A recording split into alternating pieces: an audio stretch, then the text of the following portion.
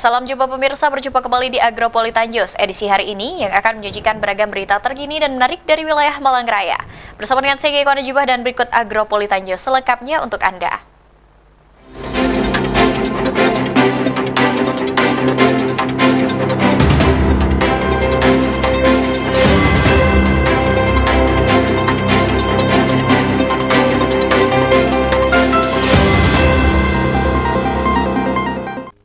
Ya, pemirsa, mengawali Agropolitan News edisi hari ini, berikut telah kami rangkum berita seputar Malang Raya dalam News 60 Detik.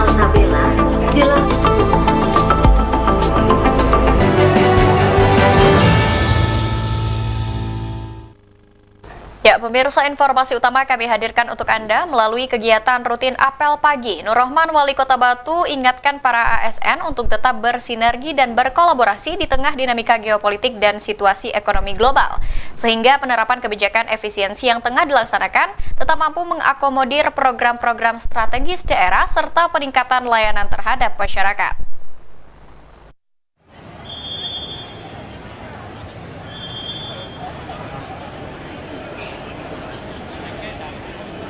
Melalui kegiatan rutin apel pagi, Nur Rahman, Wali Kota Batu, ingatkan para ASN untuk tetap bersinergi dan berkolaborasi di tengah dinamika geopolitik dan situasi ekonomi global, sehingga penerapan kebijakan efisiensi yang tengah dilaksanakan tetap mampu mengakomodir program-program strategis daerah serta peningkatan layanan terhadap masyarakat. Merujuk pada keadaan global saat ini harus disikapi dengan baik, salah satunya dengan efisiensi dan memaksimalkan potensi yang ada di daerah. Hal tersebut sangat relevan dengan situasi ekonomi global yang diprediksi makin penuh tantangan pada tahun 2026. Hal ini ditandai dengan ketidakpastian geopolitik, gangguan rantai pasok, serta potensi inflasi yang akan terjadi ke depan.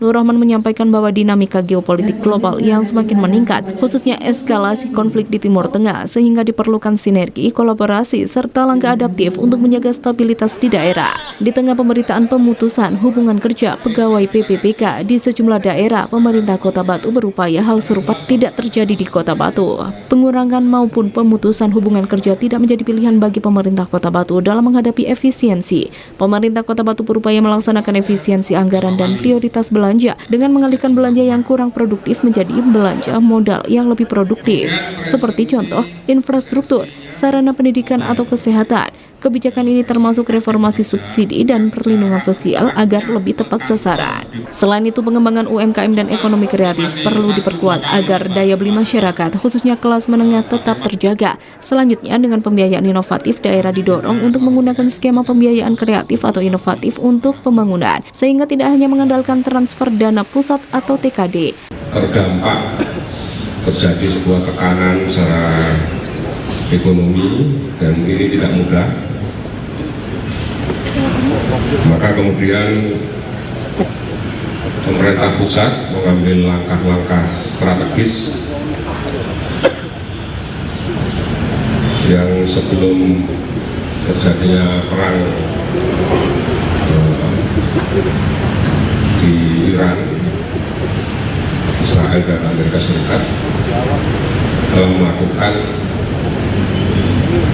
analisa dan melakukan efisiensi anggaran, dan itu sangat berdampak pada kita semuanya yang ada di daerah.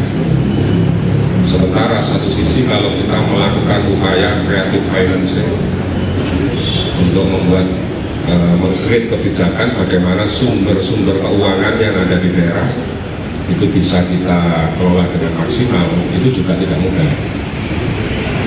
Secara teori itu adalah harapan pemerintah pusat kemudian daerah mampu mengambil potensi-potensi yang dimiliki untuk kemudian dikelola dengan baik. Tetapi faktanya bahwa pengurangan kegiatan-kegiatan yang dilakukan di hotel tentu sangat berdampak terhadap okupansi hotel. Kemudian ketika pendapatannya turun, pajak yang dibayarkan kepada pemerintah juga turun. Semoga ini nanti tidak sampai merembet terlalu jauh sehingga terjadi pengurangan pekerjaan ini yang sangat kita khawatirkan. Maka dampaknya adalah pengangguran terbuka akan bertambah dan pemerintah pasti akan diminta untuk melakukan intervensi terhadap kondisi itu.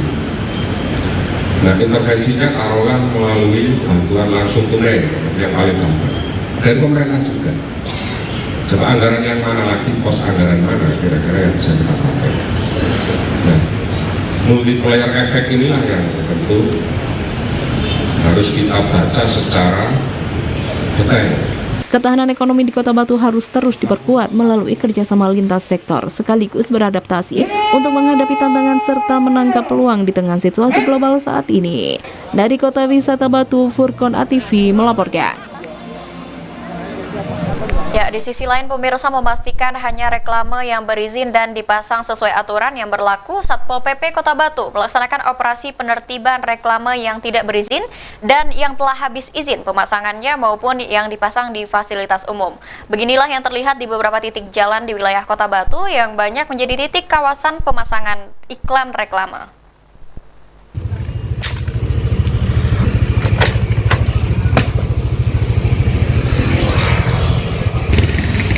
Memastikan hanya reklame yang berizin dan dipasang sesuai aturan yang berlaku, Satpol PP Kota Batu melaksanakan operasi penertiban reklame tidak berizin yang telah habis izin pemasangannya maupun yang dipasang di fasilitas umum. Beginilah yang terlihat di beberapa titik jalan di wilayah Kota Batu yang banyak menjadi titik kawasan pemasangan iklan reklame.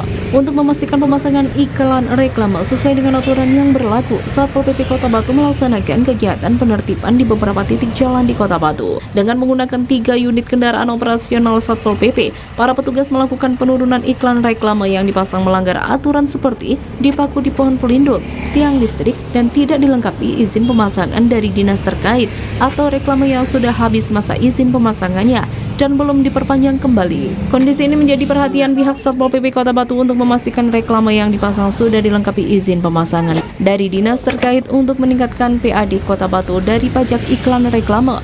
Faris Fasarela, pelaksana tugas Kepala Satuan Polisi Pamung Praja Kota Batu, menjelaskan kegiatan penertiban ini merupakan kegiatan rutin yang dilaksanakan untuk memastikan iklan reklame yang terpasang telah dilengkapi izin dari instansi terkait dan dipasang sesuai aturan sehingga keberadaan reklame tidak mengganggu pemandangan dan juga tidak membahayakan aktivitas masyarakat. Kita mencoba untuk membersihkan reklame yang ada di seputaran mulai dari Jalan Sini Soekarno, Muhammad Hatta, kemudian wilayah Kecamatan Dinjerjo, dan sekarang mulai masuk ke wilayah Kecamatan Batu.